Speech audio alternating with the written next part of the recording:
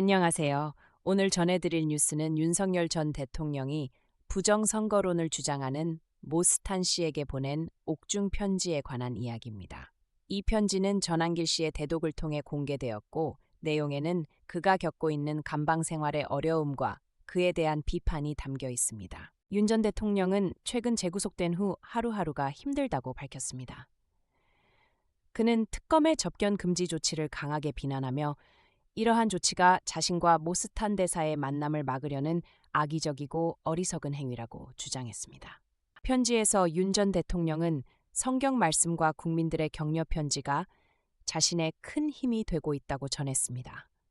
그는 사법체계 안에서 돌파구를 찾기 어렵다고 느끼며 극우 개신교와 부정선거 음모론 세력 중심으로 여론을 끌어올리려는 의지를 보였습니다. 여기서 주목할 점은 윤 전 대통령이 만약 모스탄 대사와의 만남이 이루어질 경우 지지자들에게 양심수나 저항하는 사람의 이미지를 줄 것이라는 분석입니다. 이러한 정치적 메시지가 여론에 미치는 영향은 적지 않은 것 같습니다. 더욱이 윤 전 대통령은 위장된 민주주의와 부정부패 카르텔에 당했다고 주장하며 억울함을 호소했습니다. 이는 현실 부정 심리로 해석되며 아직도 부정선거에 대한 믿음이 강하게 남아있다는 점도 주목할 필요가 있습니다. 이와 관련해 김상욱 의원은 윤 전 대통령이 트럼프의 지원을 받고 있다고 주장하며 미국 정부와의 연결고리를 강조했습니다. 성조기를 흔드는 모습은 흥미로운 상징이겠지만 과연 이러한 인식이 현실에 얼마나 부합할까요? 마지막으로 이 편지에서 드러나는 이 같은 인식은 윤 전 대통령이 경과한 여러 사건들 이후에 더욱 심화된 것으로 보입니다.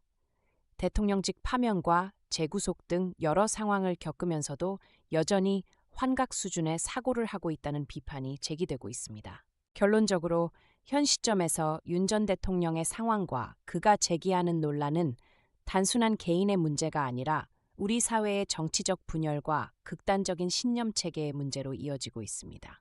여러분은 어떻게 생각하시나요? 또한 편지 내용 속에는 공산주의 세력이 초국가 경제 권력을 구축했다라는 주장이 포함되어 있습니다.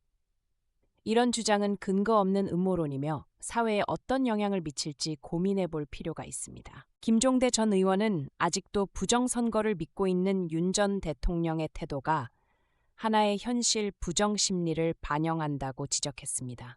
이는 한국 사회의 깊은 갈등을 드러내는 부분이기도 합니다. 사실 윤 전 대통령은 과거의 여러 사건들을 토대로 자신의 억울함을 호소하고 있는데 이러한 메시지가 정치적 지지를 얻기 위한 수단으로 사용되고 있습니다. 여러분은 이러한 상황이 효과적이라고 생각하시나요?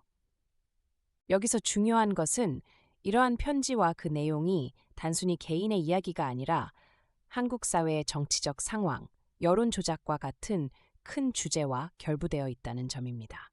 이 이야기가 여러분에게 어떻게 느껴지나요?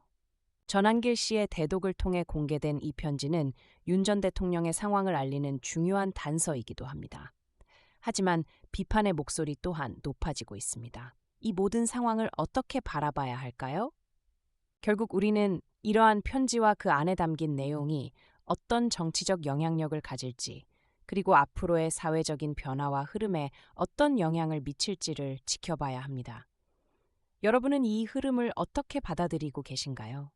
오늘의 이야기를 통해 정치적 인식의 문제와 여론의 형성이 어떻게 이루어지는지를 함께 생각해 보면 좋겠습니다.